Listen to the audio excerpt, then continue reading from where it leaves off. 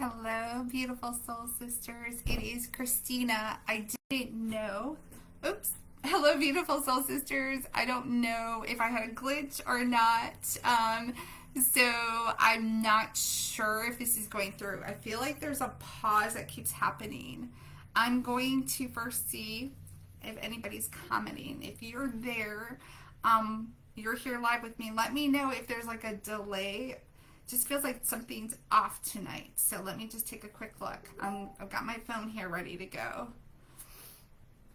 And let me turn off my volume. And I would encourage all of you to turn off your volume on your phone. Turn off the TV. Close your door.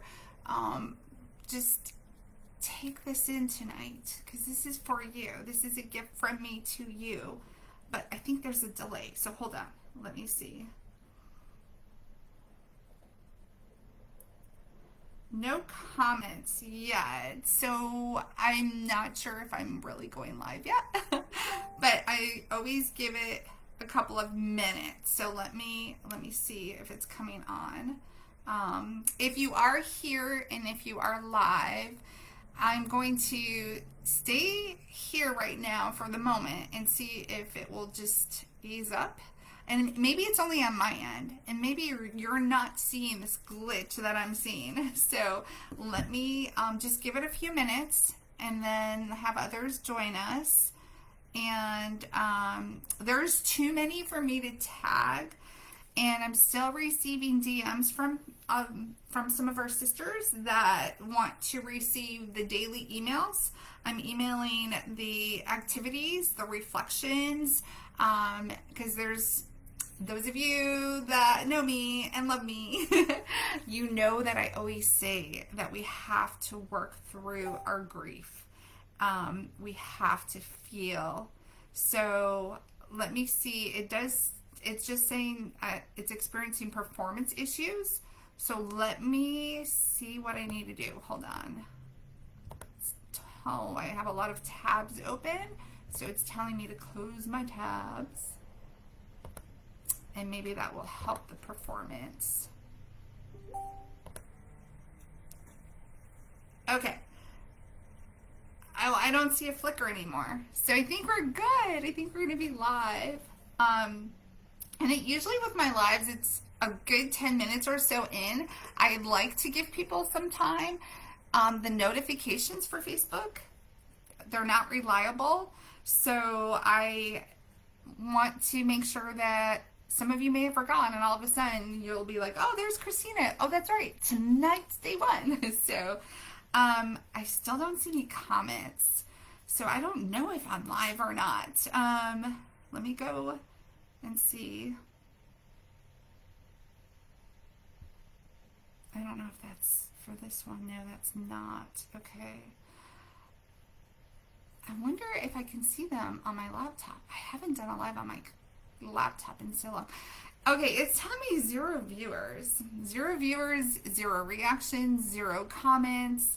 Maybe I'm not live. There's just been so many hiccups with Facebook recently.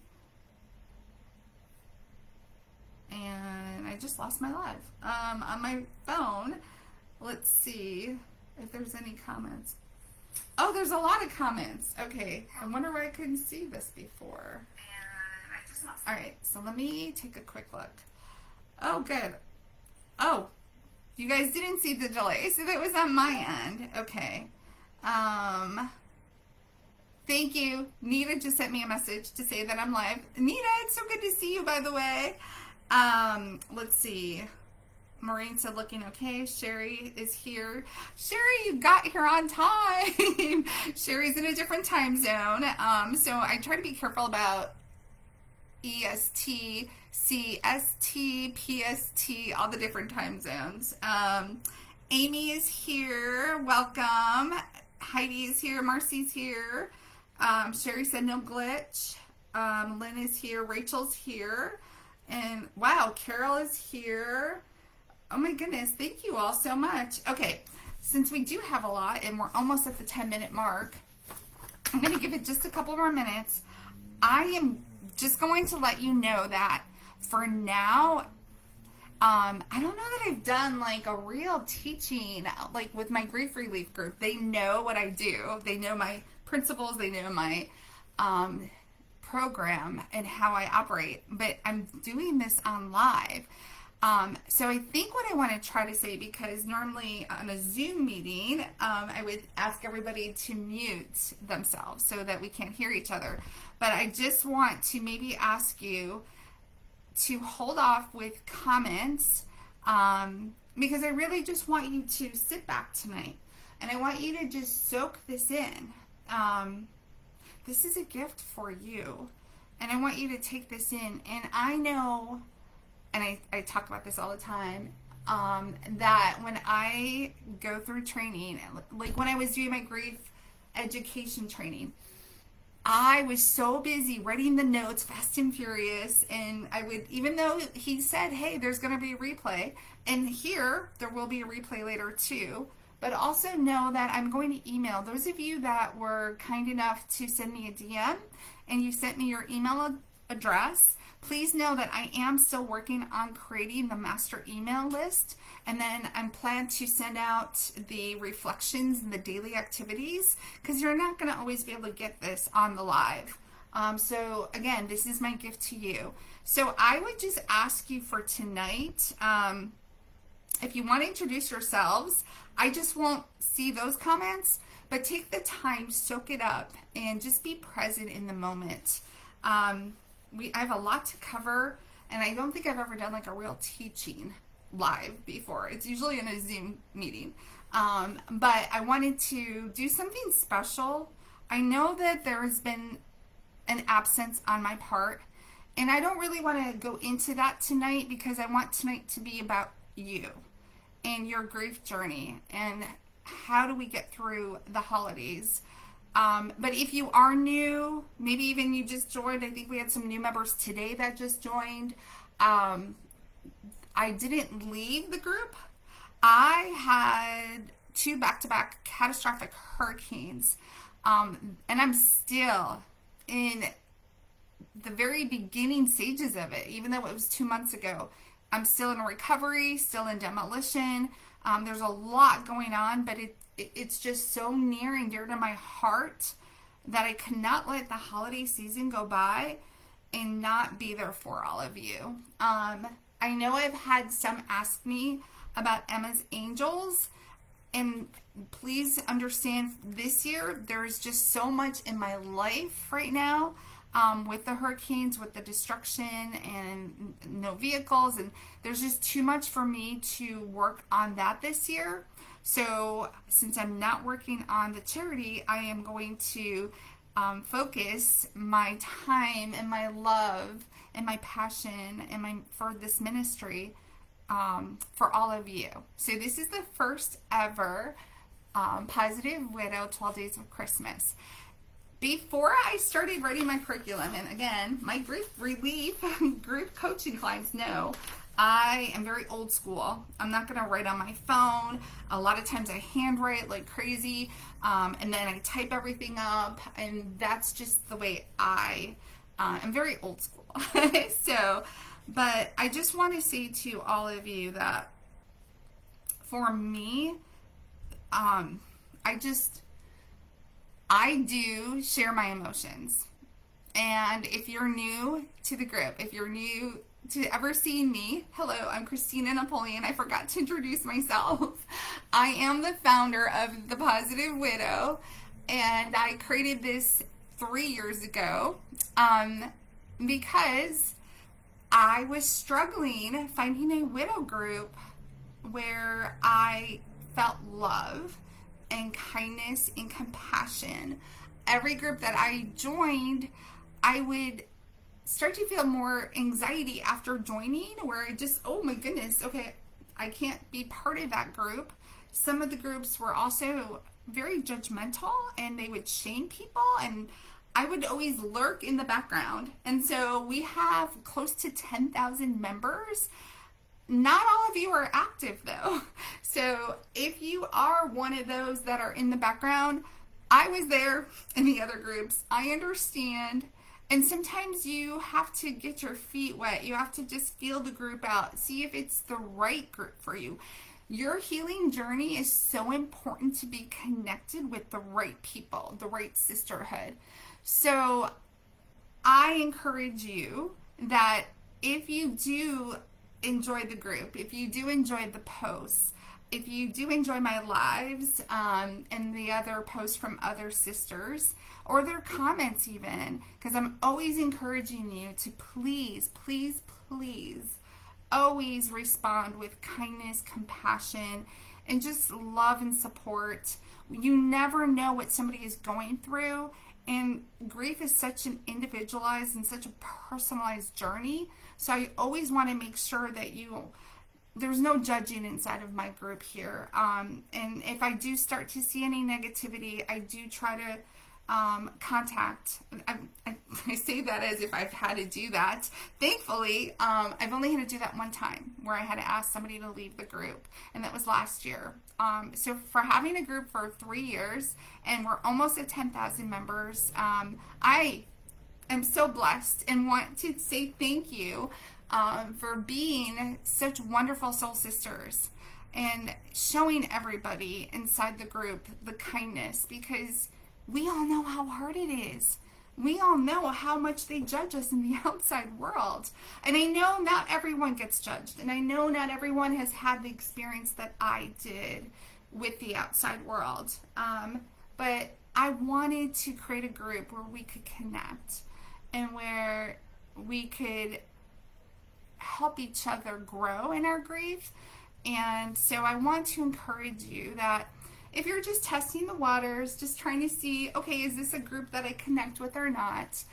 The more you engage, the more you participate, the more you respond to comments, the more connected you will get. And I will share with you that we have soul sisters that have become best friends.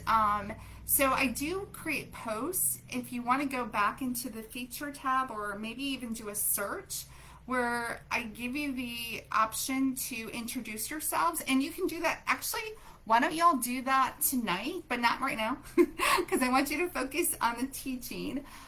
Later on, we'll have time to write in the chat and introduce yourself and where you live, if you feel comfortable with it. Again, I was one of those that stayed in the background, and maybe you will connect with somebody and meet up for lunch or coffee or for dinner. And that's happened many times inside the Positive Widow, and that just warms my heart. So again, if you're new here, I am the founder and the creator of the Positive Widow. I also wrote the book, The Positive Widow, which hit #1 bestseller. And tonight, if you have the book, if you have it but you didn't bring it with you, you've got a couple of minutes or so, you may want to grab it because I will read from it. And then I just want to encourage you all again to sit back, shut off any distractions, the TV, your phone, silence it, and just simply enjoy this gift, because I know that so many of you are just like me. It's so hard to accept gifts, isn't it? It's so hard to do something for ourselves. But you know what? You deserve this. You are so worthy of making time for yourself tonight and the next 12 days and the days moving forward. Again, in my group and anything that I teach, you're never going to hear me say move on, get over. It's always going to be about moving forward with more love and less pain. So I keep pointing there as if you can see me, like, close that door. Don't let anybody in. I do have pets. You might see Tuna. He's sleeping in his bed. That's his Christmas gift, but he found it. And he loves it. He's been very displaced from the hurricanes. We lost we lost a lot. 2 bedrooms, 2 bathrooms, living room, kitchen, and that was mostly every space was Tuna's. So he's now having to spend a lot of time with Rosie, my daughter's cat. And those of you that are my grief coaching clients or my grief relief coaching members, you know Rosie well and you know Tuna well because they're both always here with me in my Zoom meetings. They're like my support pets and they feel your emotions and I just love it. And I love that you all accept them. They've been through a lot of trauma too with the evacuations. And again, that's another day, another story. Tonight's about you. So, okay, wow, I took a lot more time than I wanted to introduce myself. So let me go ahead and get started. So I'm going to ask all of you, again, if you have my book, if you need a minute, go ahead and grab my book. But also, I put a post up there, but it was, I think, the hour before, and I realized, oh my goodness, I forgot to let them know to bring a candle. I brought a little one. I brought another bigger one, though, too. A lighter, and pen and paper, because you'll be taking notes, I would assume. And again, if I have your email address, I'm going to send you a lot of this information to your email address. And you may need to look in your email address to make sure I don't show up in your spam. And the email that I use will come from thepositivewidow@outlook.com. So if you don't see anything from me, send me a DM or email me and give me at least till tomorrow to put it all together because like I said, I'm still getting DMs and some of you were like in my spam folder in Messenger and this is my gift to you and I want to share this with all of you. So instead of you trying to write this all out and take the time, I've got it all typed up and I can send it to you to your email address. Okay, so with that being said, let's go ahead and get started. Good evening, beautiful soul sisters. My heart is so filled with gratitude this evening. I can't even begin to express to you how much this means to me. When I made the post a couple of days ago and thought, you know what, I'm not doing Emma's Angels. Why don't I do the 12 Days of Christmas? And I started to put some thought into it, and I called it self-care. And then as I was writing this out, the 12 days, really focusing on each day and what I'm going to teach during the next 12 days, what will help you get through these holidays, I realized that it was all about hope and healing during the holidays. So I'm changing it up. And if you know me, you know that I pivot a lot, I adjust a lot, I never send out agendas because my brain's constantly working. I will be in bed and I will have a thought like, oh, I need to share this with my sisters, and I change something.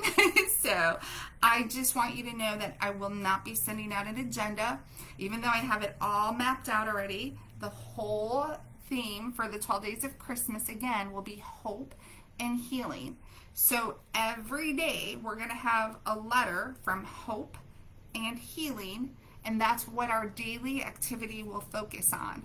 And this is going to help you navigate the holidays, survive the holidays, because let's face it, as a widow, it's brutal. It's overwhelming. The words I think of immediately when I sat down to write this: emptiness.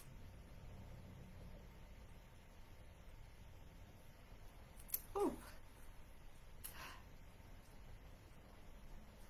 And I just want to let you all know, going through the last 2 months, going through the 2 hurricanes alone has made me very emotional. And it's okay, because I teach you that we cannot heal if we don't feel. So it's very important that we soak up the emotions we're feeling in the moment. So I may get emotional tonight. Just giving you a heads up on that. And I always tell you all, if you're new to my group, I always say that I'm going to share the raw and the real. I'm going to be authentic. That's why you're here. You're connecting to our sisters and to me because we're going to be honest. There's going to be good days, but there's also going to be sad days. But for the holidays, any emotion that we feel is now even more so heightened. And then you add the anticipation of the holidays. the family gatherings, the social media posts, all of it just weighs on your heart. So I wanted to create something special to help you get through this. So with that being said, I would like to ask you to light your candles or candle. And let's see. And I'm just going to let you know, if you're new and you're not familiar with the group or me, if you haven't seen my posts, I have a very strong faith, and that is what gets me through my darkest days. I cannot imagine having gone through losing my husband, and not losing him because I know he's in heaven, but also the hurricanes, without knowing that God has a plan for me and God is going to get me through this. But everyone has a different faith, and I respect that. So I am letting you know that I'm going to say a prayer again like I did for Thanksgiving. I wrote a prayer, and I just want you, if you believe in a different power, whatever, this is not a Christian widow group, but I do tend to bring my faith into it, because I truly cannot imagine getting through all of this, without having hope that God's going to get me through it. So I just wanted to pre-position you on that. And when I was writing my book, I really struggled with that, because I would have people tell me, if I do write about my experience and how God helped me with the anxiety and everything, that I would isolate sisters, soul sisters, that may not be believers. But all I always want to share with you is, this is my faith. You're going to have your beliefs, and we should all just be very respectful of each other. And inside the group, if there are posts that you just don't relate to, or you don't believe in whatever their belief is, just scroll past. There's no need to say anything negative.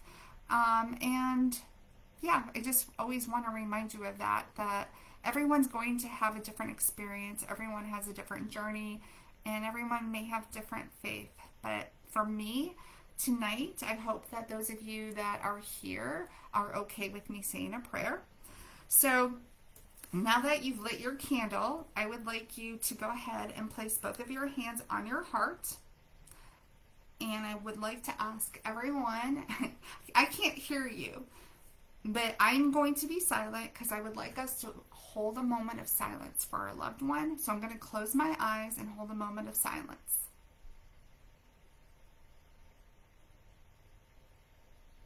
And it doesn't have to just be your husband, fiance, boyfriend, loved one, significant other.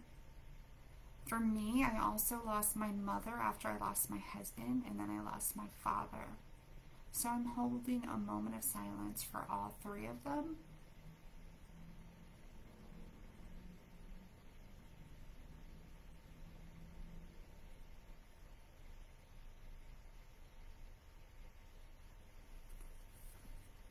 And then I would like to lead us in prayer for our sisterhood to help us with the next 12 days leading up to Christmas. So if you want to keep your hands on your heart, or if you want to fold your hands. Dear Heavenly Father, as we gather tonight, we come before you with hearts that carry both sorrow and hope. We know this season can feel heavy for those of us navigating life without the ones that we love. But we are reminded of your presence and the promise of comfort you bring to our broken hearts. Thank you for the gift of community, a sisterhood that understands, uplifts, and surrounds one another with love. Thank you for reminding us that even in the darkest of nights, your light is never far away. Lord, we ask that you guide us over these next 12 days of hope and healing. Help us to honor the memories of our loved ones while nurturing the hearts you have entrusted us to heal. Open our hearts to the peace that only you can provide, and remind us that we are never alone on this journey. May this holiday season be filled with moments of tenderness, connection, and growth. Let us find strength in each other and the courage to take one small step toward joy and healing each day. We dedicate this time to you, Lord, and to the love that binds us to those we've lost. May we find comfort in knowing that their light lives on within us and that your grace will carry us through. In your name we pray. Amen. Okay, so I'm just going to take a quick pause and see. Oh, okay, good. I'm still live. I want to make sure. I was having some technical issues. And Linda is here, and she said, so true, stay positive. Maybe I should actually take that moment to explain the Positive Widow. For those of you that are new, oh my goodness, I got crushed about calling our group the Positive Widow, and I just wish people would really take a moment and ask questions before anybody ever judges people. I decided to call it the Positive Widow because it's all about taking the steps to move forward. And if you go back, and you could go to my feature tab, you can go back 3 years and watch all my lives and you'll see my growth over the last 3 years. Specifically, you can see when I started going through the grief education training, and I did that for about 2.5 years to become a certified grief educator, grief speaker, and a certified grief coach. But you will see that I always talk about baby steps, and it's all about moving forward with baby steps. And it doesn't mean that every day we're going to be happy. And so many times people thought that that's what I meant by the Positive Widow.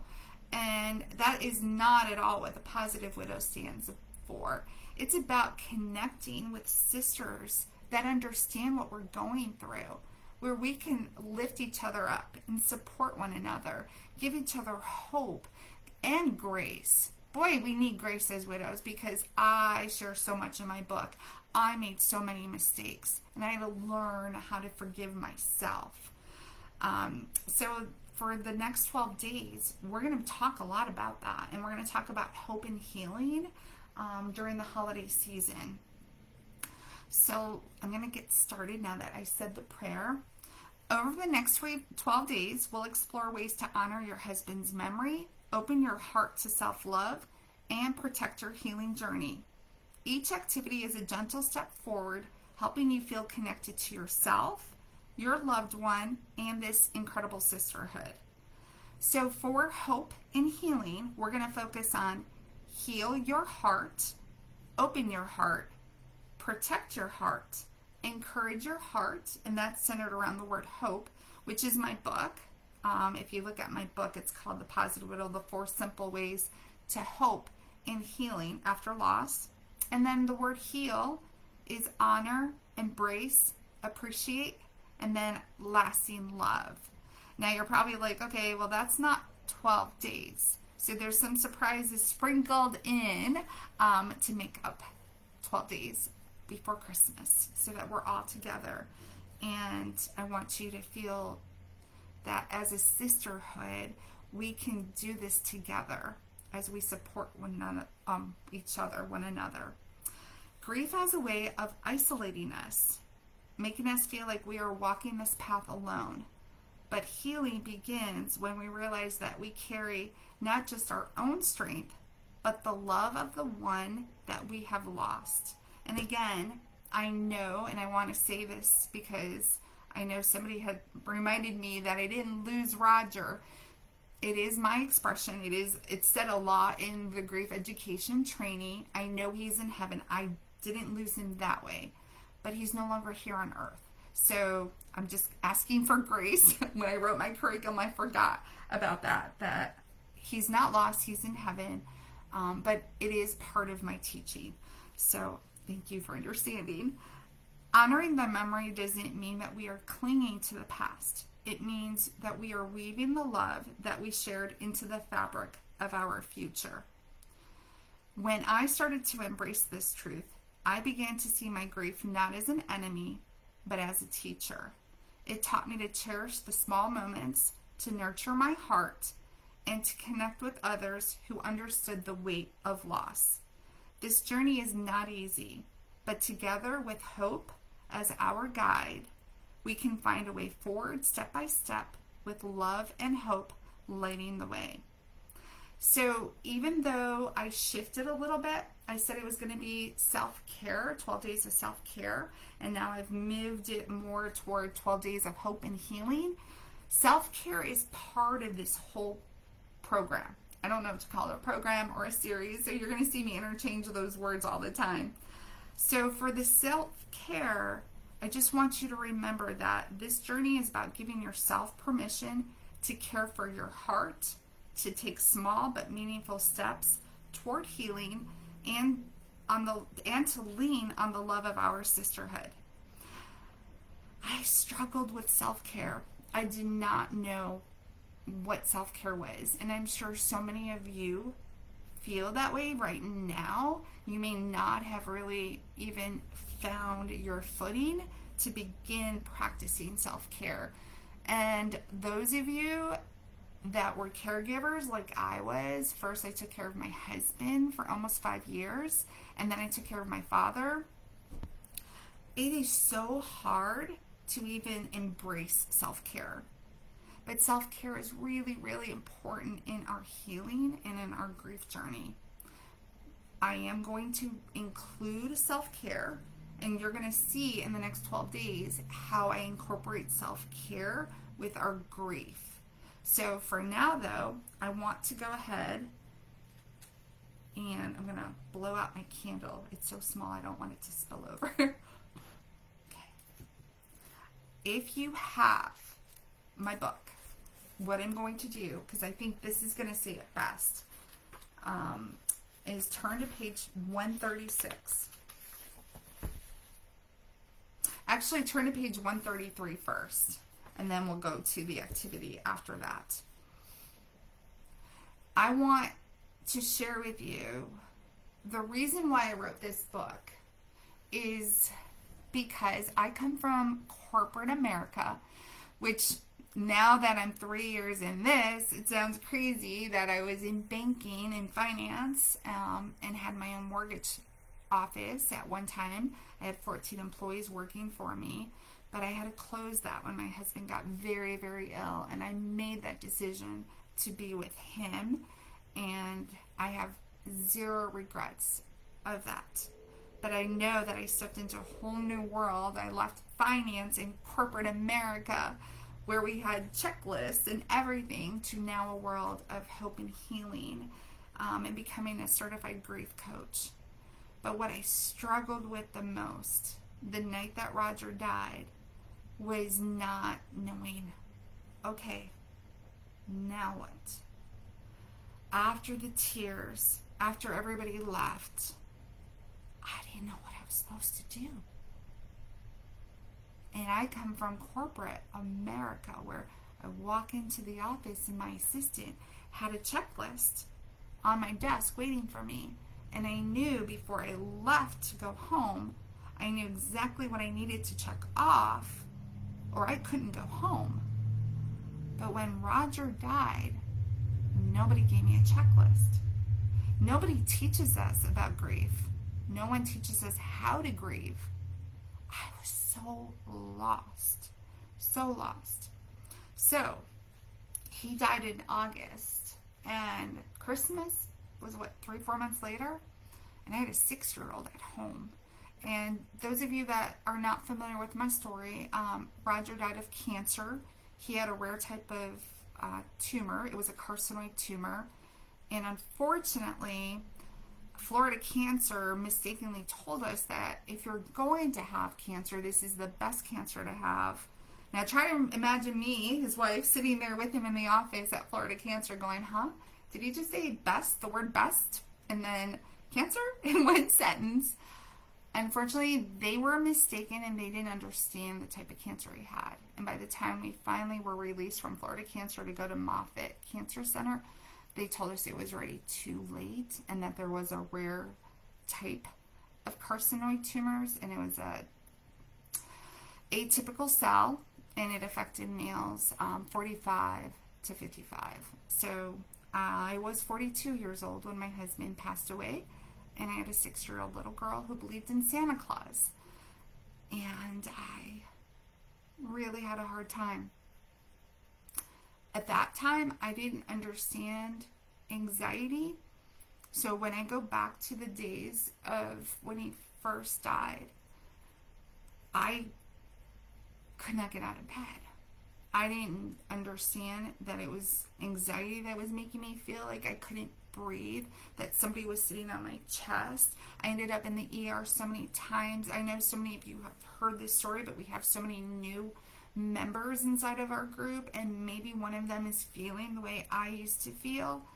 I would go in and out to the ER all the time, and with the symptoms, thinking that I was dying of a heart attack because I could not catch my breath. I would wake up with like night sweats. My pajamas would be soaked, but I didn't have a fever. My chest was pounding. My breath was so unsteady. I couldn't catch my breath, and my heart rate was just through the roof. And I don't know if any of you were like me.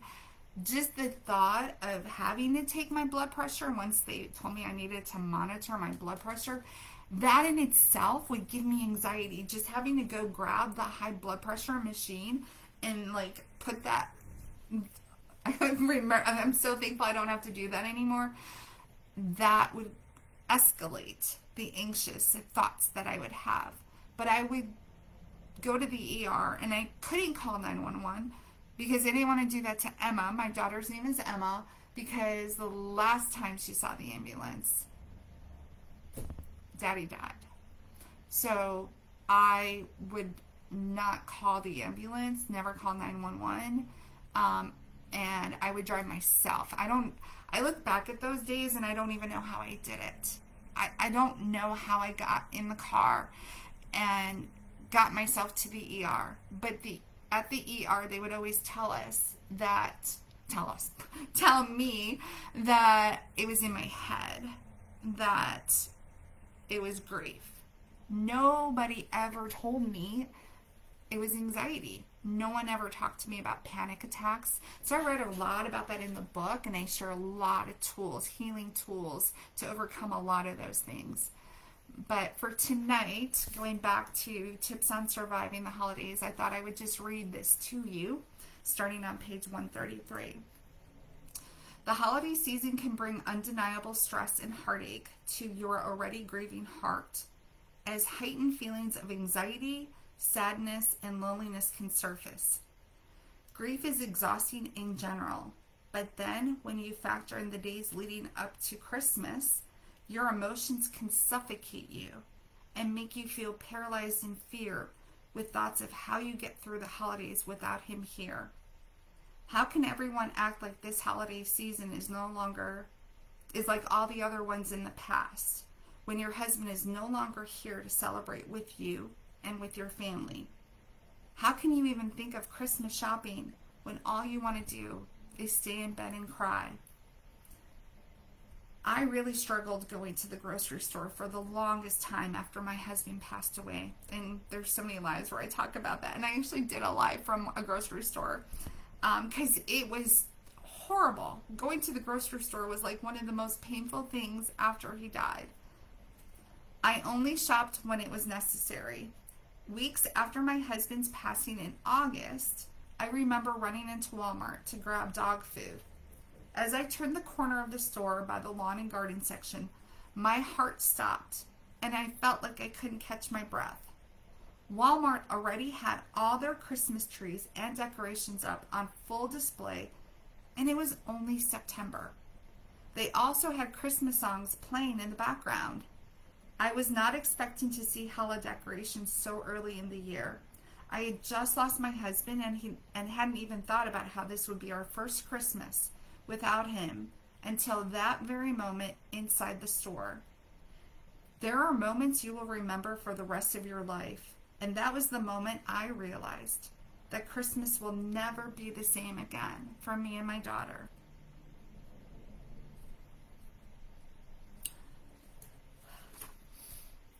I started to cry and ran out of the store, and I drove home. I fed my dog a can of soup that night because I could not make and complete the purchases at the store. I left the grocery cart full of everything there. and just ran to my car and cried. After that incident, I avoided any retail shopping to prevent seeing all the Christmas Wonderland displays and the big reminder that my husband would not be home for Christmas. My daughter was only 6 years old at that time and still believed in Santa Claus and kept begging me to put up our Christmas tree. I honestly did not know where any of the decorations were. I couldn't find the strength to pull the ladder out to climb up into our attic to start looking for the decorations. So instead, I went to the Dollar Tree store and bought very inexpensive decorations and created a little Christmas corner for us in our living room. The thought of having to put up all the Christmas tree lights around our roof like my husband used to do truly overwhelmed me. So I did not put up any outdoor Christmas decorations that first year. I still haven't since his passing, and I am okay with that. I can't even imagine going on the roof like he used to, and I think he stapled the lights. I don't even know, because still to this day, I still haven't done it.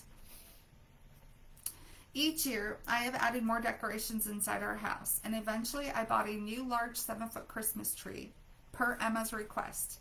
We slowly started creating our own Christmas memories, and even started collecting beautiful Christmas villages. I don't have those villages anymore. They're gone in the hurricane. So that makes me sad now that I'm reading this. We also started a new tradition on Christmas Day, and always watched the Titanic, one of Emma's favorite movies. Titanic, of all things. The first year I was like, really, Emma? That's such a deep movie, and I cry every time. I wanted to share my story with you to prepare you for your first holiday season and to protect you from the pain I felt so unexpectedly when I ran into Walmart to buy dog food. Retail stores are now putting up Christmas decorations so much earlier than ever before. I also wanted to share with you that you do not have to follow the same Christmas traditions you used to share with your husband, especially if it's your very first Christmas without him. I know many widows who don't even put up a Christmas tree at all. Others start small like I did, where I only decorate one little corner of our living room. I eventually fell back in love with the Christmas season, most likely because of my daughter. But I do still have grief waves hit me over the holiday season. Thankfully, I now have the tools to help me navigate the holiday season, which I'm going to share with you below. The very first thing I would like to share with you is that when it comes to the holidays, it is okay to say no to attending any holiday get-togethers. If you were part of my turkey trot, you're going to hear some of the same reminders that I shared, or tips or suggestions that I shared. Whether it be office parties or family gatherings or holiday get-togethers in your neighborhood, you must set boundaries during the stressful time. The holidays are usually a season of joy and festivities, but now that you are grieving the loss of your husband, you may not feel like participating in any holiday celebrations. And that, my beautiful sisters, is absolutely okay. So please remember, no is a one-word sentence and doesn't even require an explanation. The holidays are especially difficult for anyone that has lost a spouse. Feelings of isolation are heightened with the missing support and companionship from your husband. Society also puts a lot of pressure on you to appear happy and joyous. So you spend extra long hours wearing that invisible mask that I always talk about, which leaves you feeling emotionally drained. Everywhere you walk or drive to, memories will pop up of Christmas seasons from the past, a reminder of the absence of your husband. It's also a much more challenging task to bring Christmas into your home without the help of your husband helping put up the tree or put up the outdoor Christmas lights. Also, for many widows, our financial situations may change after our husband passes away. So the financial strain of now having only one household income may put a lot of hardship on your holiday shopping. I'm going to pause right here. If you're holding my book and you're reading with me, we're going to move into that another day of the 12 days of Christmas. But that's what I wanted to share from my book for now. And then I want to say to you that we're going to do next is we're going to go to page 139 in my book. What I did is I also have, through my grief education training, I was able to do a lot of surveys. And a lot of them are widows that I was able to survey after I started. I had to do some internship, things like that. So that's where I was able to speak with widows and interview them and ask them questions of what, if they could honor their husband for the holidays, what tips would they share? So I was able to write all of, from the survey, gather all of that, and then compile that inside of my book. So if you have my book, we're going to move now to page 139. And it is called Ways to Honor Your Spouse's Memory During the Holiday Season. So these are the compilation from all the widows that I was able to interview for the survey. And the top one that everyone kept bringing up to me was that they like to create new traditions that also honor their loved one's memory. So if you remember at the beginning of this live, and I talked about how I changed it from self-care to hope and healing, today's word is the letter of hope, and healing is H. So we are going to talk about honoring our loved one, our husband, our significant other, boyfriend, fiance, however you want, whatever your situation is. But that's what we're going to focus on today, is honoring our loved one's memory. So some of the suggestions that I received when I did the survey was creating new traditions and then combining old and new traditions, hanging a special ornament on the tree in his honor, wearing a favorite jewelry piece that was a special present from your husband. That I received a lot, and people were very specific too when they would message me back or email me, or if we were on a Zoom meeting, they would show me the pieces of the jewelry that they would wear on Christmas to honor their husband. Some get creative and make Christmas decorations out of their husband's favorite personal belongings. You can make an ornament or decorations on a wreath from one of his shirts. Last year, one of the widows inside our group shared a picture. It was so amazing. Actually, there were multiple pictures last year. So if you're very crafty, because I'm not whatsoever, and I would love everyone to use their strength inside our group. Not my strength. I'm not crafty. If you have any creative ways that you have honored your loved one, I can't remember. There was one where she took a Christmas picture in her pickup truck. And I've got to pull these up. I'm going to maybe do a search, maybe Christmas. And somebody else did really cute Christmas ornaments out of her husband's shirts. And the wreath. And they were just, it's not just a simple Christmas ornament. They were just beautifully done. And I mean, you look at your Christmas tree and you can see, oh my goodness, that was his shirt. And she says it just brings her so much love and so much joy when she looks at her tree now. So these are just some ideas that people were giving me on ways to honor your husband. Oh, I'm getting a phone call, but that is not anybody that I know. So let's see. Choose to have a memorial tribute of your husband by bringing a candle with you and lighting it in his honor if you decide to attend an event. Buy a gift in his honor and donate it to his favorite charitable organization. Put together a holiday memory scrapbook and include other family members who can help you with the scrapbook. Maybe they have pictures or pamphlets. My in-laws gave me, which I never knew. Roger never told me that he in college, that he was in off Broadway in New York City. Never knew that. So it was really nice that my in-laws gave me some of that, and I was able to make a scrapbook out of it for Emma, which I lost though in the hurricane. I'm sorry, I keep bringing that up. It's still so fresh. We're still living it live in the moment. let's see, visit the cemetery and place a wreath or other holiday decorations on his gravesite. Take a trip over the holidays and visit places that your husband always wanted to go to. Cook or bake his favorite dishes over the holidays. We do that all the time. And I know I tell this story all the time about Roger's favorite dessert was key lime pie. I never liked it, ever, ever, ever. And now, after he died, that is something Emma always wants on his birthday, on his heavenly anniversary.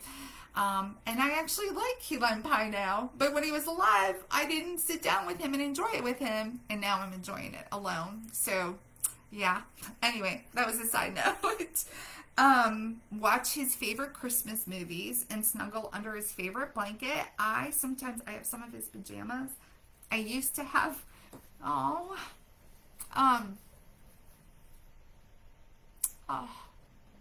it just hit me. I don't have them anymore.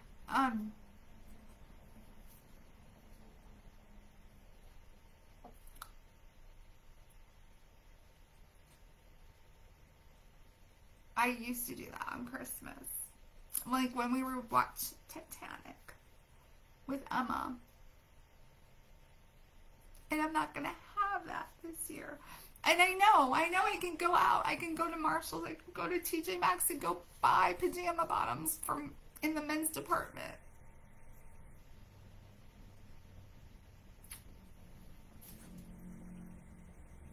They're not going to be his. And I know that sounds so silly, the stuff that I've cried over. They're just irreplaceable. And those pajamas, when I go buy them now, they're going to be in a plastic wrap. They're going to be cold.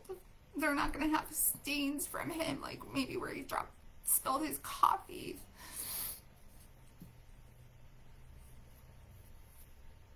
He used to paint. And I would get mad at him when he would paint with his pajama bottoms. I'm like, you just splattered paint on your pajama bottoms. And I kept them.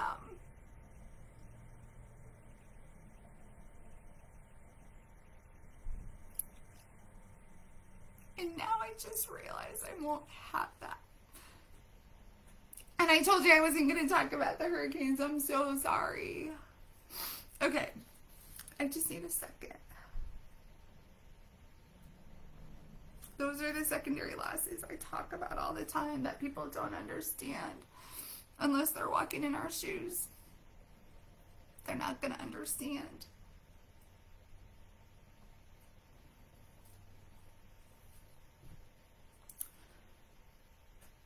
Okay. So watch a Christmas movie, and if you still have his pajamas, I encourage you to wear his pajamas and snuggle under his favorite blanket while you're watching the movies. Okay. Say a prayer or a special blessing for him at the candlelight service. I do that all the time, and we schedule everything around Christmas Eve candlelight service. I think my first year inside this group, 2021, I think I even sang here live. We came back from church and I was so inspired. So it was really late. I think we might have went to like the 10 o'clock service because we were at my in-laws, and then we made it just in time for Christmas Eve service at 10 p.m. And then I came back here, and again, I always think of my sisters here, and I sang Silent Night and I lit the candle because I know so many of you might be alone. And so many of you may not even be able to drive to go to church live in person. So I don't know if you're going to be able to pull it up. I don't even know how long my videos stay out there. Maybe it doesn't stay there for 3 years. I'm not really sure. But if you want to, I know that I did it, and I want to say it was in 2021 that I was so inspired in church, and I came back and I lit the candle and I sang Silent Night to all of you live inside the group. I just want to thank you for understanding that I had my little breakdown right now. And you got to see it live, real time. And that's grief. Doesn't matter. It doesn't matter if it's 1 year, 2 years, 5 months. This isn't my first Christmas without him, and look at what just happened when I realized this will be my first Christmas without his pajamas because I lost it in the hurricane. And thank you for giving me space. And I'm not looking at the comments because it will distract me from my teachings. But I know that you're all going to be there to support me and show me love, kindness, and compassion, just like I teach you. But tonight's about all of you. But thank you for giving me the space tonight, because until I was reading it in my book, I didn't even think about that yet, because Christmas morning's not here yet. So that you saw in real time. And I know that happens to all of you too. You could be going on with your day, and this is a work day right now for me, and something just brings up a memory or a reality sets in, like, oh my gosh, she's not going to be here for that. Emotions come up. That empty chair that everybody talks about. You might feel a lot of emotions with that. For me, it was sadness. And it was emptiness. I couldn't sit in the dining room after he died. I couldn't just sit there, me and Emma. I couldn't sit there alone. No, that was too hard for me. I've got goosebumps remembering that. And those of you that know me well know that Emma and I don't sit at the dining room table unless we have company that comes. No. We just lost that tradition. For some of you, that empty chair, if somebody sits in it the very first time, it might take your breath away. And you might feel anger. They don't know it though.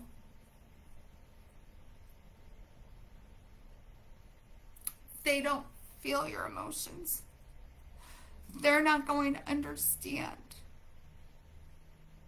that when they innocently sit in that chair where he always sat, they're not going to understand the sadness and the anger. You can have both of those feelings at the same time. So please lean on us here. Share in your posts. We're going to be doing this together for 12 days. I didn't finish because I got all emotional when I realized I would not have his pajamas first time ever. We met in 2001.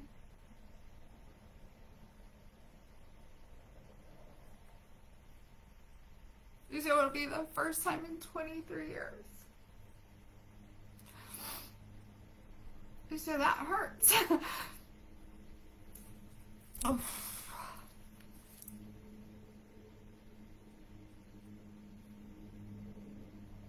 Okay.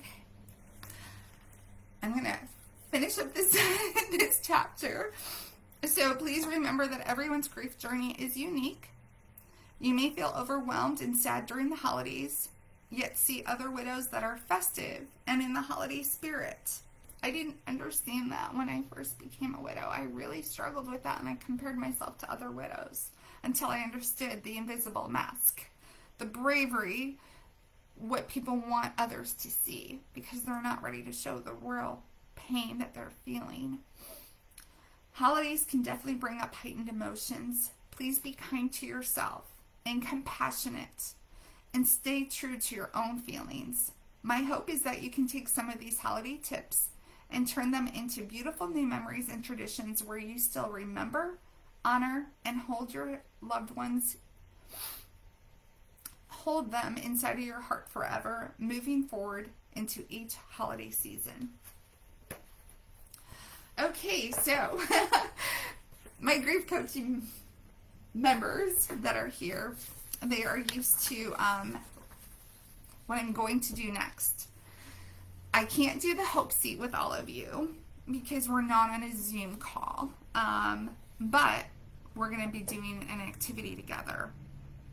And like I said earlier, the whole 12 days is going to center around hope and healing. And today, the first day, day 1, is H.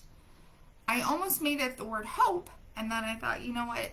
The holiday season is all about honoring our loved one. And again, when we were holding our moment of silence tonight, I wasn't just holding silence for Roger. I was also holding silence for my mom and then my dad. And I lost both of them. They both passed away after Roger died. That was hard. When I needed him the most to carry me, to be my rock, to catch me when my parents died, I was alone. So again, all those secondary losses. So for tonight, I spoke about self-care. And I know for me, I always think of self-care, and I think self-care is going to be yoga, meditation, breath work. And I struggle with that still to this day. I do go to beach yoga.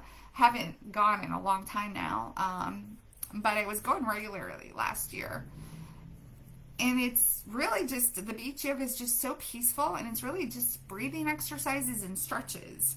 But I know there's some really, and there are incredible yoga instructors, and they do a lot of grief yoga, body movement exercises. And in my grief relief coaching program, I have a guest, Carrie, who comes on, and she is amazing and does these exercises, and she's taught us how grief sits deep here inside. And sometimes it's here in the back of our head, sometimes it's in our chest, sometimes it's right here at the pit of our belly. And she teaches us exercises to release that stress, because if we hold on to it, it's going to cause a lot of medical issues, which happened to me, which I share in the book. But there are other forms of self-care. So for me, I'm not the meditation girl, which is why I did the prayer tonight. So whenever it's just me and I don't have Carrie with me, it will typically be that type of format. And I'm not the yoga girl either. So I decided that we're going to do reflections, which is what I also do in my book. And I also want to share with you why reflection matters on our healing journey. So as we begin, because tonight is night 1, as we begin this beautiful journey of the 12 days of Christmas, I want to remind you why reflection is such a powerful part of healing. When we take the time to honor and cherish our loved one's memory, we're doing more than just looking back. We're building a bridge between the love that we shared and the life that we are now navigating.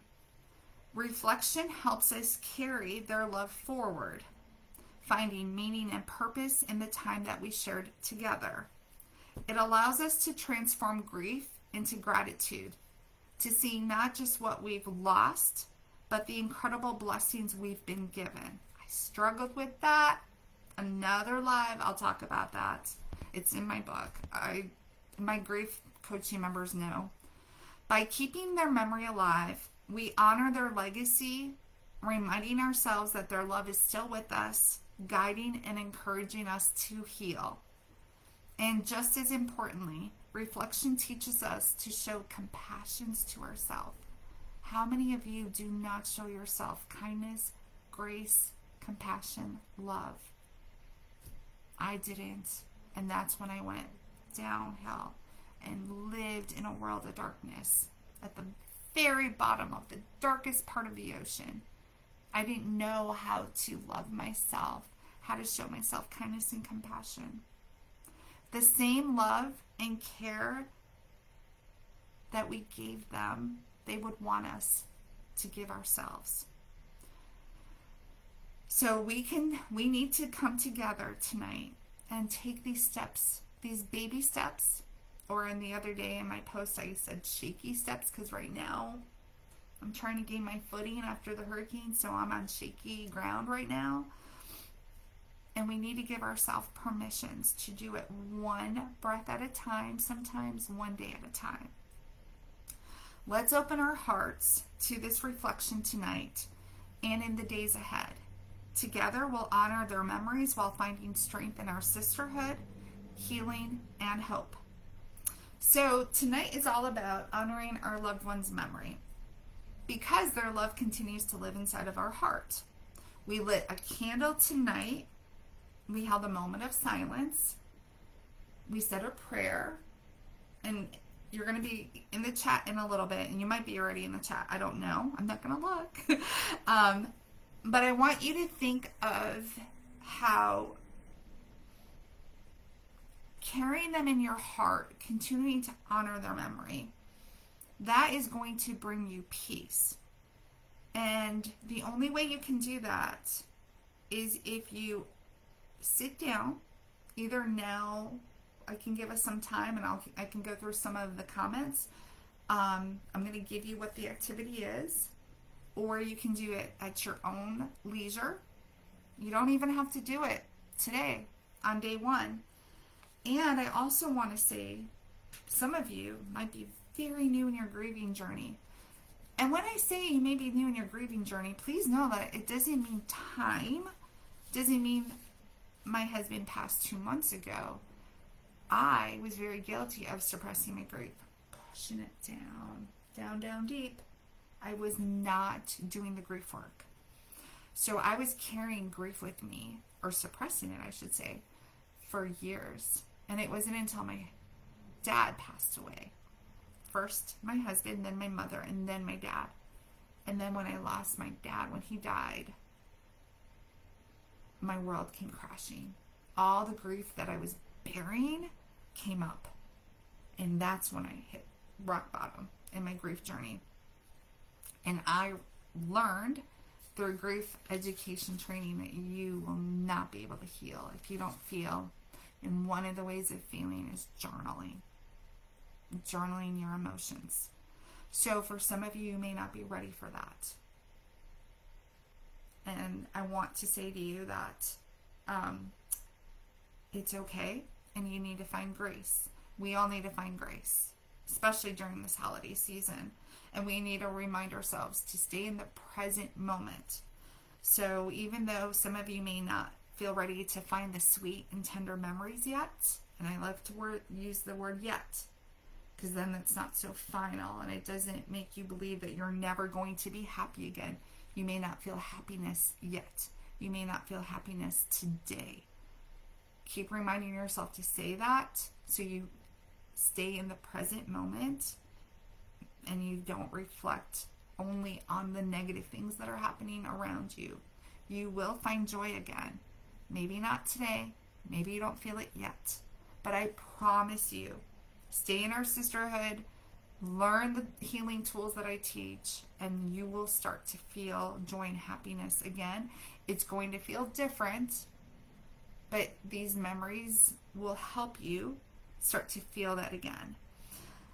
So as painful as it is, and maybe your heart feels like it's broken into a million pieces this holiday season, if the memories are too painful for you right now, give yourself the grace. Know that it's okay.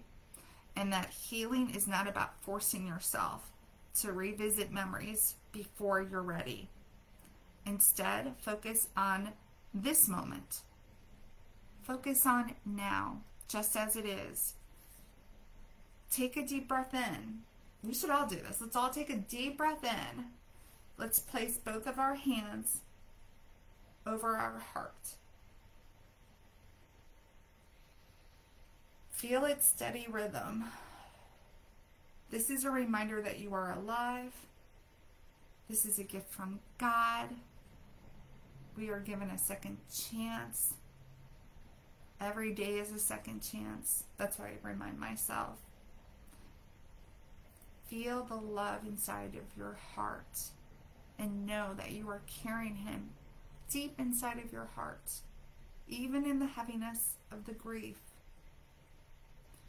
Your heart continues to beat I know there were many days I didn't know if my heart was going to continue to beat. It will, I promise you. But you have to stay connected here or find a group where you can be open-minded, open your heart, and not feel judged. That's so important with your healing journey. But in this moment, don't focus on the past. Instead, ask yourself, what do I need today? What do I need today to feel supported? How can I be kind to myself today?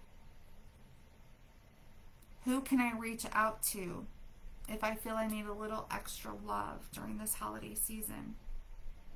And you may be new and you may not have any sister connections formed or developed yet, but you can always make a post. You can always reach out to me too, by the way. You can send me a DM. I don't want anybody to feel alone this holiday season. So when we're not ready to look back, it's enough to simply exist in the present moment. And that is a brave step forward. Healing comes not in leaps, but in small, shaky steps, taken at your own pace, in your own time. You don't have to rush your grief journey. The memories will still be there when you're ready, waiting to meet you with love and not pain. For now, let this sisterhood surround you with the comfort and strength that you need to carry on. So we're going to go to page, and if you don't have my book, it's okay. I'm going to read it out loud to you. If you have my book, it's on page 142. If you have my Hope and Healing Reflection Journal, it's on page 40. So take a few minutes to reflect on your grief journey so far. Be honest and compassionate with yourself as you express your feelings about the holidays without your husband by your side. The first reflection activity is, and this you're not going to do right now, not here in the chat. I'm not going to give you permission to do this right now. I want you to take time with this one. I want you to do it when you feel you're in a safe space. Maybe you're wearing his Christmas pajamas, having hot cocoa or hot coffee on the deck. Write a letter to your husband, sharing your favorite holiday memories with him. Describe to him in that letter what made these memories so special. Again, this is only for those of you that are comfortable and feel ready to take on these reflection activities for today. You may not be ready to honor his memory today, but come back tomorrow for day 2 because it will be something different for every letter.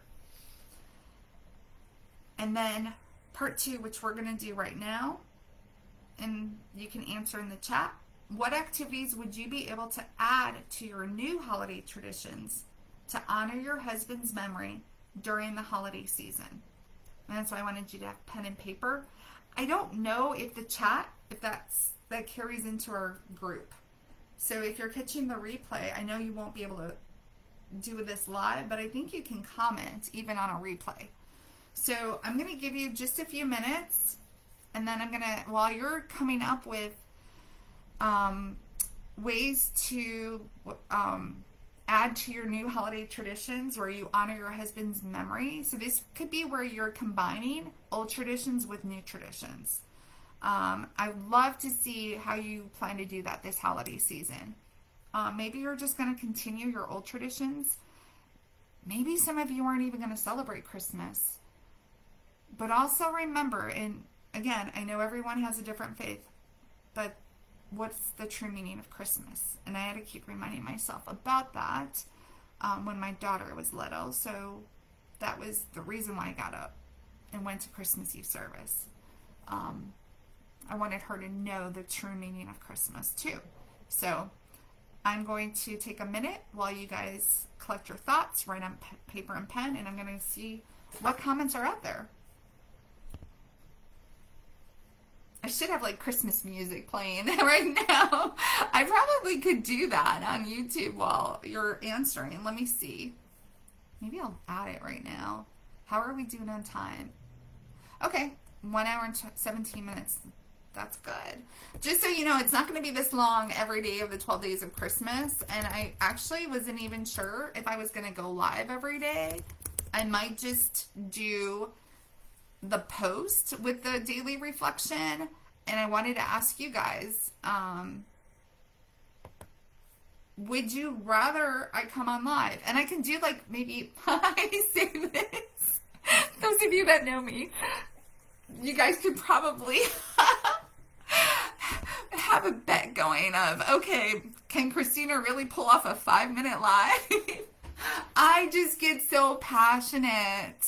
I just want you to find love and peace and joy in your heart. And when I talk about love, I'm not talking about a chapter 2 that everybody talks about. I'm talking about self-love. How are you going to learn to embrace your heart, your love, kindness, self-awareness, self-compassion? I get so passionate because when I see the breakthroughs, especially in my Grief Relief coaching program, when they're in the hot seat or when I'm doing my private counseling sessions with them, there's nothing more rewarding inside my heart than when I see their breakthroughs, when I see how they started at the beginning of the journey and where we are when they graduate. It just warms my heart. So yes, I get passionate and then I end up taking up a lot more of your time. So I hope you all are okay with that. But let me know, would you rather I go live every day? Because I don't mind doing that. Or would it be easier if I just make a post, here's day 2 and here's the reflection question. Again, tonight was long. Tonight was my a longer session because it was a welcome to the 12 days. This is the first time I've ever done it. It is an explanation of what's to come for the 12 days of Christmas. And so the prayer was included, the moment of silence, a little bit of my history and my background. But going forward, day 2 through 12, it could be short and sweet if you want. So let me go ahead and put some Christmas music on. Let's see. I don't have like no ads, so that's the only reason why I hesitate, but let's see if we can get one without ads. Most people nope, have I don't know. Let's that in 2024, the best way to make money with Amazon is not with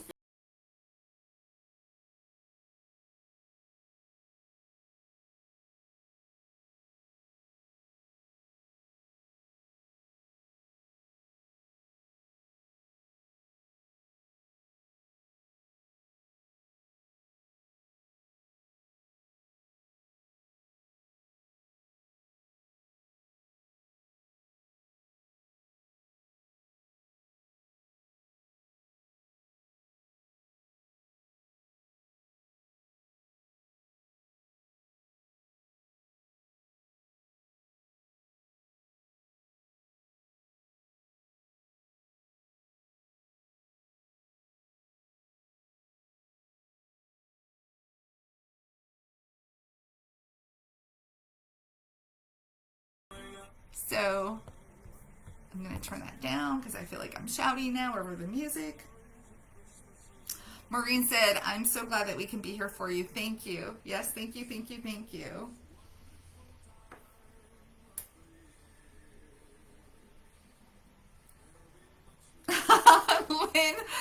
Lynn said, no, you can't pull off a 5-minute live. And that is okay because it is you and your heart. Loved your laugh with that. I knew it. I just get going. I start talking and I share my own experiences.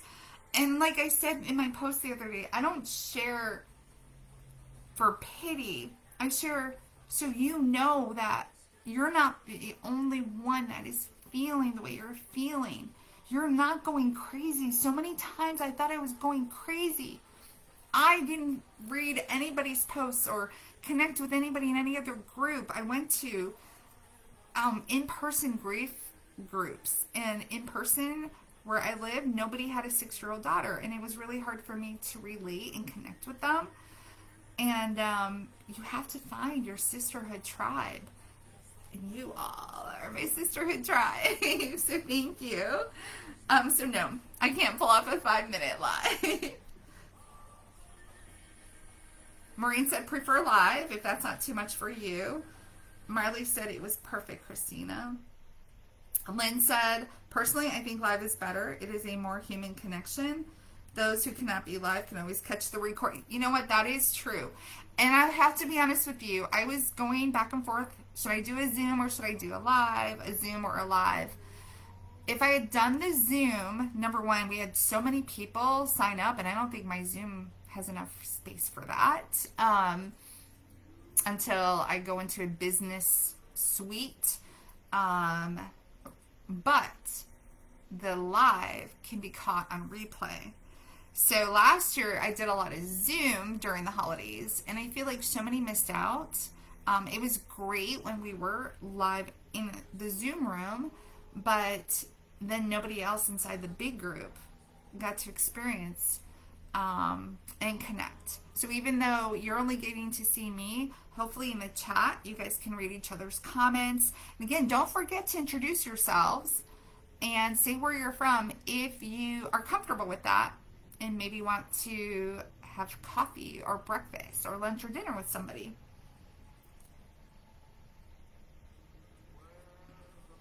Lynn said there are no coincidences. I know what she's talking about. Lynn and I talk a lot about signs, and oh, I got goosebumps again. Silent Night. As soon as I turned on YouTube, Silent Night came on. Oh, and my dad loves Frank Sinatra. Like, oh, at my wedding, Fly Me to the Moon was one of the songs my dad, I had to play that, and we danced together. So yeah, that was not a coincidence that I just typed in YouTube, and there was, I didn't know what song was going to come on. It was Frank Sinatra, Silent Night. And if you have signs, Christmas signs right now, anything, share them inside the chat. This is your time. I'm here.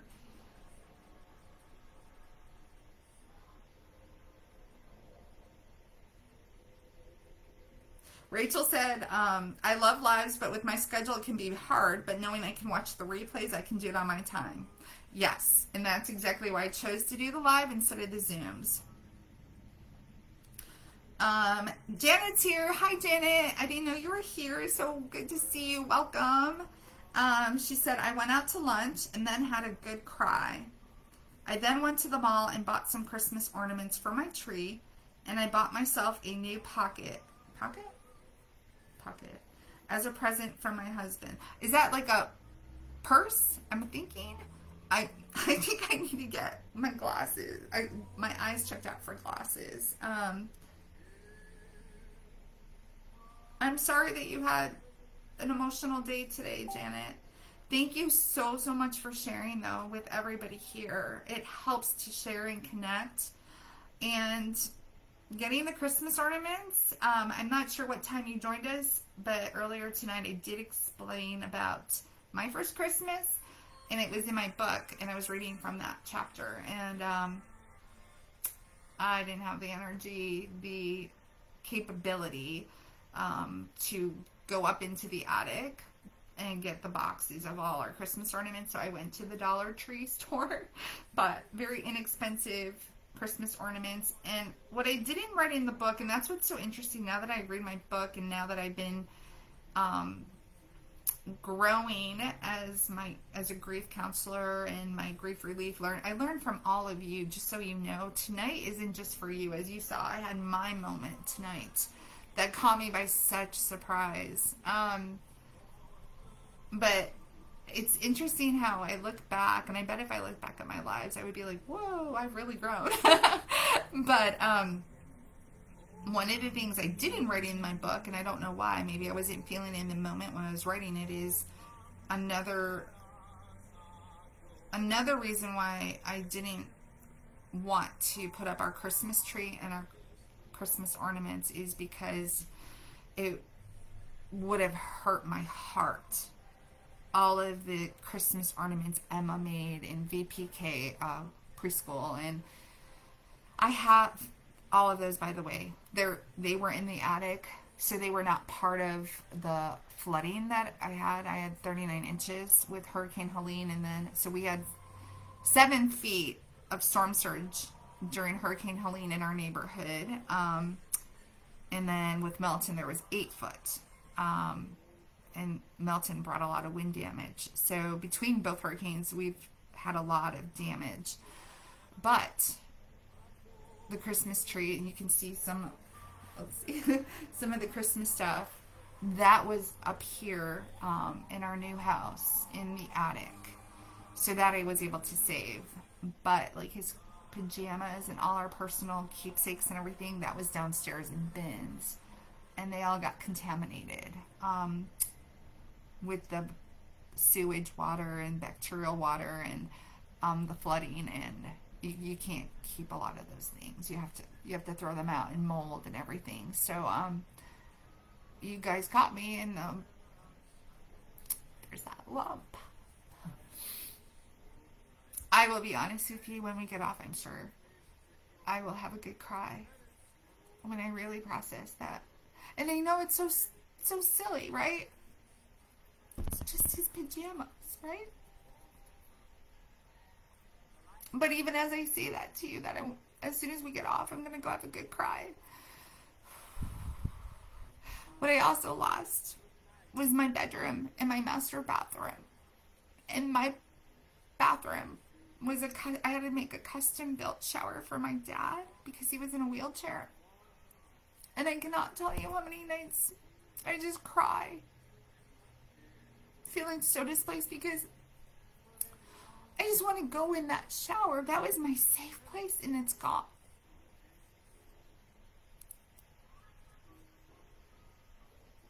And again, I know that none of that compares to losing your loved ones. I know that these are just things, stuff. A shower. Why is she crying over a shower? Because that's where, right now, every ounce of me wants to run into that shower when I'm done with this live and go cry, and I don't have that safe space anymore. So I thank you from the bottom of my heart for giving me this space, for joining me tonight, and accepting me as I am. And like I said in my post the other night, you're not broken, even though I feel broken right now sometimes after this hurricane. I really do. Thank goodness I know I'm not broken. And I know that there's a strength inside of me and inside of every single one of you. There is a strength wanting to be released, wanting to come up. And I am honored that you're allowing me to guide you into finding strength. So I'm going to keep looking at the comments. Marley said there's 22. Oh, that's awesome. I don't know that I've ever had 22 at the same time, so that's amazing. Thank you guys for being here. Heidi said, I love Oh Holy Night best of all. Oh, I love that song too. And thank you, Heidi, for being here. It's so good to see you. Cindy said, I love your lives. Being with you is healing. Aw, tears and all. Thank you, Cindy. Lisa is here. Hello, Lisa. Gary and I didn't have any traditions other than going to my oldest bonus daughter's home for lunch with her, our sister-in-law, and one of our grandsons.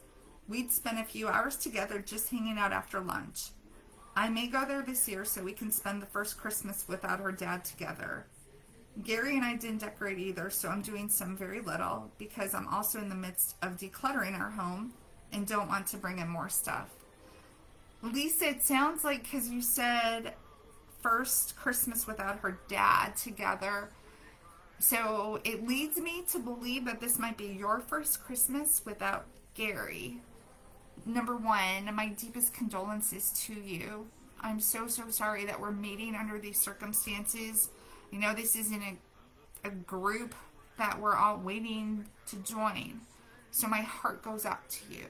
But I want to commend you for showing up tonight. That takes courage. That's bravery. And you're commenting on your first live as well, if this is your first live. So my heart goes out to you, but I am so proud of you. So very, very proud of you. Lynn said, for my activity response, I continue the traditions we had together. Our tree has always been a memory tree, so it brings me comfort. Jack has a special spot on the tree for ornaments in honor of him.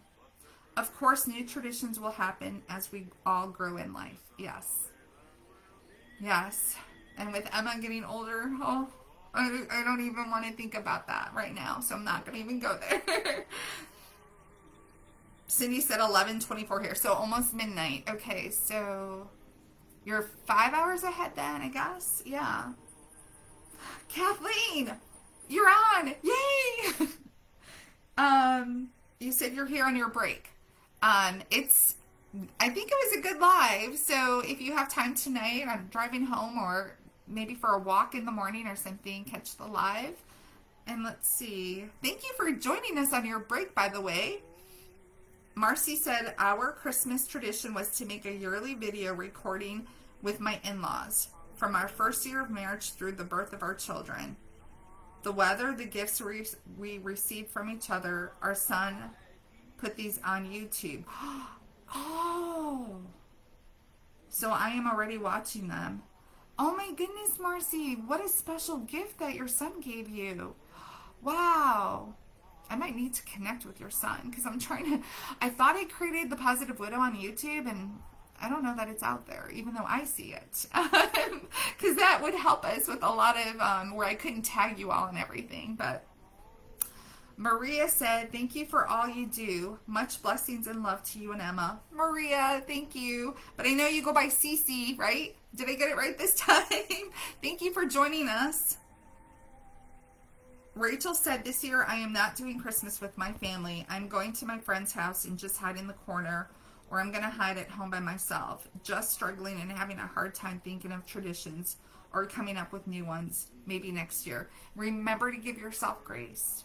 And that was why I actually included that. I actually added that piece today, this morning, because that if I was on here, my first Christmas, I would have been too numb to feel or want to even feel those memories.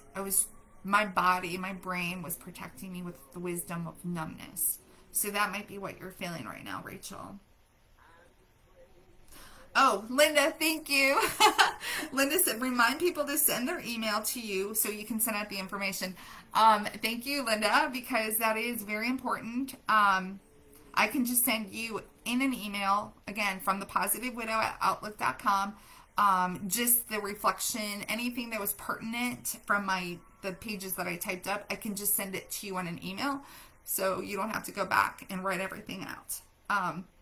But you have to send me a DM, and I'm now checking my spam DMs because I didn't realize some of you were in my spam messenger folder, and it was really easy to find it under message requests. So that's where I was able to find it.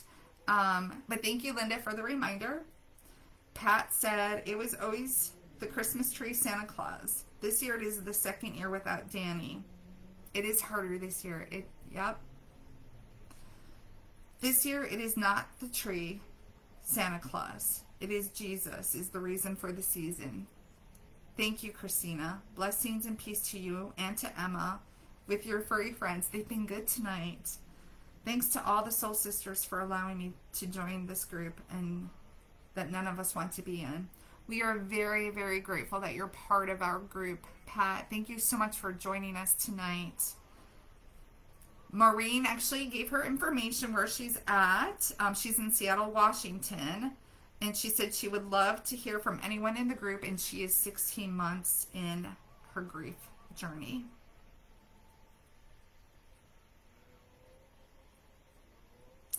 Oh, Kathleen is talking about a sign. So if you're new, you may not have seen Kathleen had posted about her lantern that just flickered, right? It was flickering and it came on, or it came on really strong. So her lantern has been on for the last 4 nights. I bet that just gives you an adrenaline rush. Those kind of signs give me such a rush.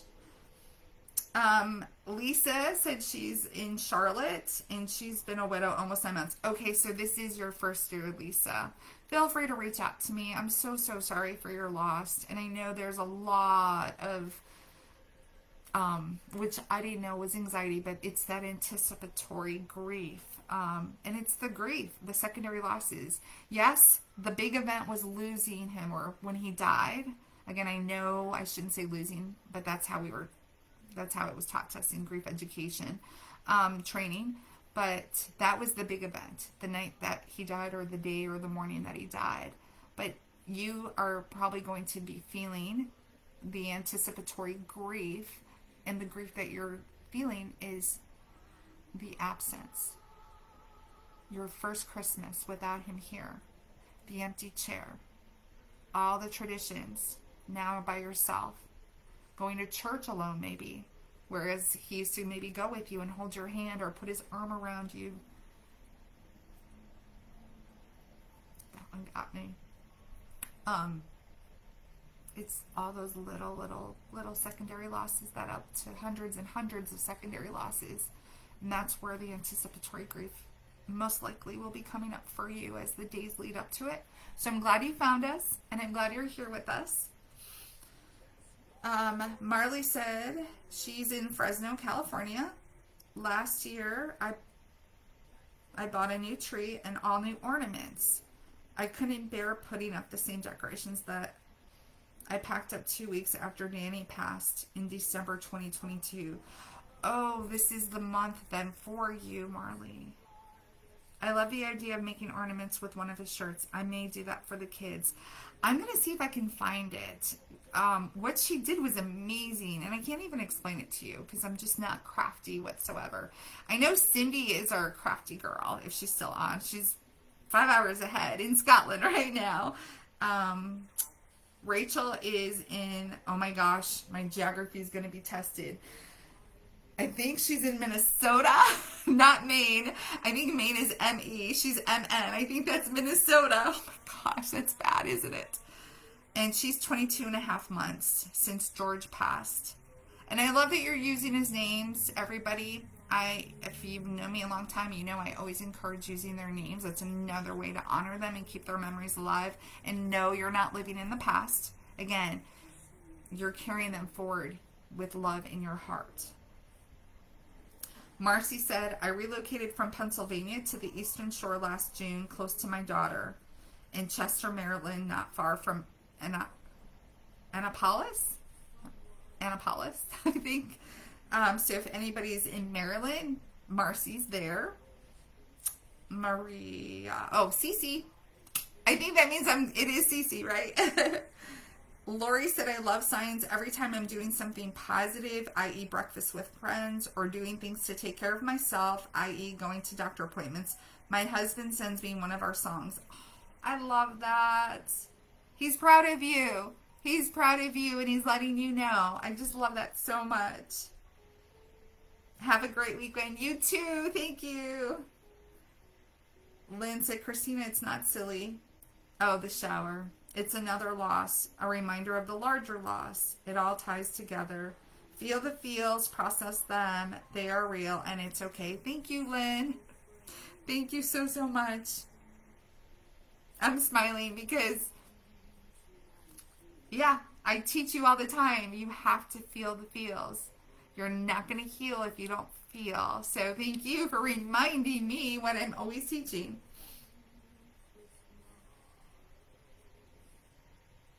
Lori said they are more than things. They are parts of our lives. Yes. And Lisa said, no, it's not silly just because they were his pajamas. They were his, and you love everything associated with him. Exactly. Yes. And Heidi said, a loss is a loss no matter what. Nobody's loss is any more important than anyone else's. They are just different types of loss. Yes. And then Cece said, yes, you're not broken, and I appreciate your healing energy. Thank you. Francis said, it's not silly. I know how you feel. I changed my license from Florida to Connecticut, and I had a moment. Oh, I bet. Felt like I left Florida and closed that chapter. It's not a good feeling, but I'm working through it. That is another goodbye to him. When we sold our house, so I know exactly what you mean and how you felt. When we sold our house, Emma's childhood, the house where he chose to die, he wanted to be home and not in a hospice house. When I sold it, boy, did I have a breakdown. I really, really felt like he died again in that moment, and that I was saying goodbye to him all over again. So, Francis, I completely understand that. Tina said, hi, Christina and Positive Widow family. Oh, I love that. I just popped on. We always went to Christmas Eve with Joe's family, Christmas Day at our home. I brought the tree out of storage minutes ago. Oh, if you need any extra love and support while you're putting up the tree, let us know. Maybe post a picture in the group when it's finished. Lisa said, yes, it's my first Christmas without Gary. I have survived. Where did it go? I have survived his first birthday, our 22nd anniversary, my 69th birthday, and Thanksgiving. It was all about having a plan of some variety. Oh, SIL was son-in-law. I'm so sorry. I think I said sister-in-law. So I apologize for that. Yes, having a plan, and I talked about that. Either I did a little live the day before Thanksgiving, like in front of a fire pit outside, or maybe I talked about it in our turkey trot, how important it is to have a plan, especially the self-care plan for when you come back home after the events and the gatherings, because the silence in the house is going to make you feel like the loneliest you've ever felt before, and it's going to be the loudest noise that you can imagine, that silence. I actually wrote a poem about the silence. It's called The Stillness of Grief, and it's in my book. It's very emotional, and I just have a lot of emotions on my heart tonight, but maybe I'll read that poem to you in the next 12 days. It's a beautiful poem. It comes right from my heart. You can feel every feel when you read that poem. And then I also have a poem in my encourage chapter that's very positive and very uplifting. And I may end our 12 days, I almost said 12 weeks, our 12 days with the uplifting poem. So let's see what else we have. Okay, good. Cece says, I go by Cece. Love you, my beautiful and sweet friend. Love you too. Thank you for being part of our group. Maureen said, Don's favorite Christmas tradition was watching A Christmas Story with our daughters. Starting last year, we made our new tradition based on that movie, complete with costumes. I love that.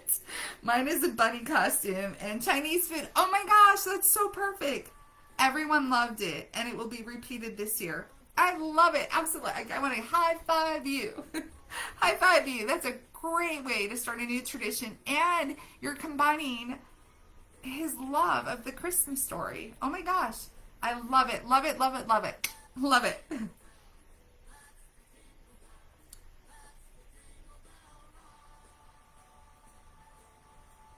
Rachel had to sign off, but thank you for doing this, Christina. I will come back on later to finish watching. What time will the next one be? And then Cindy said, needing to leave now. Thank you for this time. Yeah, I probably went over. Oh my gosh, it's going to be 2 hours soon. To answer Rachel's question, I wasn't sure what I was doing. This is new. First time ever. I'm doing the 12 Days of Christmas, and this is going to be centered around hope and healing. From what you've all said, and I'm going to wait to see other comments because I know I'll have replays. And again, if you're watching and on a replay, please feel free to introduce yourself. Let me know that you're watching. I'm 22 people. That's amazing. 22 soul sisters is beautiful. I would love to give you all my time every day leading up to Christmas. The one day I may not be able to is Christmas Eve. I'm still working out details on that. So I haven't even thought of a time because I just thought you guys would probably say that I talk too much. So no, I'm joking. I'm just joking. I love the connection. I love going live, and I love hearing your stories. And I agree with Lynn. Sometimes when the comments come in later on a replay, I don't get to see them all the time. And I don't know if they get lost or if I don't get the notifications that somebody made a comment. And if multiple people make comments at the same time, it'll only show me the last person's name. So I love going live, and I'll be happy. And maybe we can have Linda, maybe you can be my timekeeper and let me know, like, maybe we should just keep it at 1 hour. And I was thinking maybe 12 o'clock, because I know not everyone was able to do 5 p.m. But comment below. Let me know what you're thinking, especially those of you on a replay. And I know that even if 12 o'clock isn't good, if some of you can join me at 12 o'clock every day, other than Christmas Eve, that's the day I'm not sure. I might have to do that early in the morning if I go live. If I end up going where I think I'm going to go for Christmas Eve.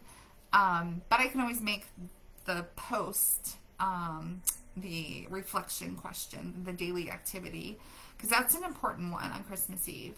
So let me think about all of that. Again, if you don't know me, everything I do, and I wear my emotions on my sleeve, on my heart, on my sleeve. What's the expression?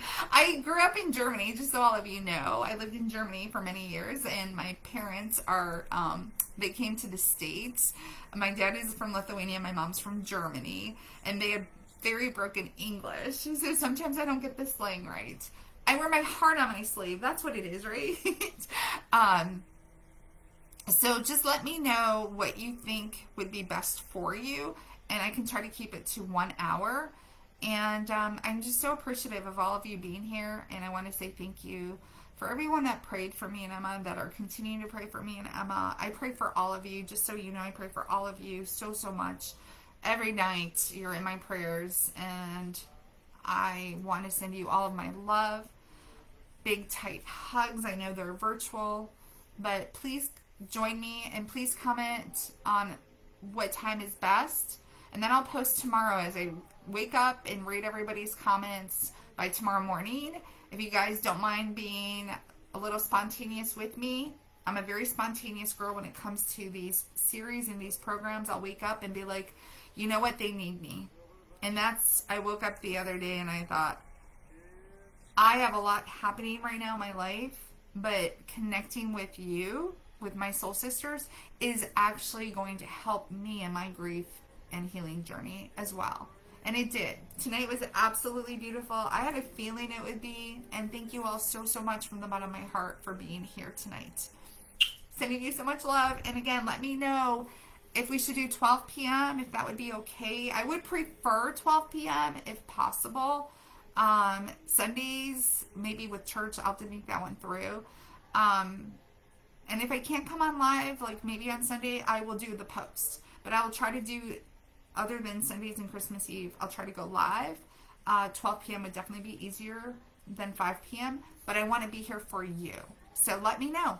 I love you so much, and I appreciate all of you. Thank you from the bottom of my heart for your prayers. All of you that asked your church to pray for me and Emma, all of your contributions in whichever way you were able to help me and Emma. Thank you so much, and I hope you enjoyed. This is my way of giving back and saying thank you from the bottom of my heart. Bye. Oh, Tuna's waking up. Can you see him?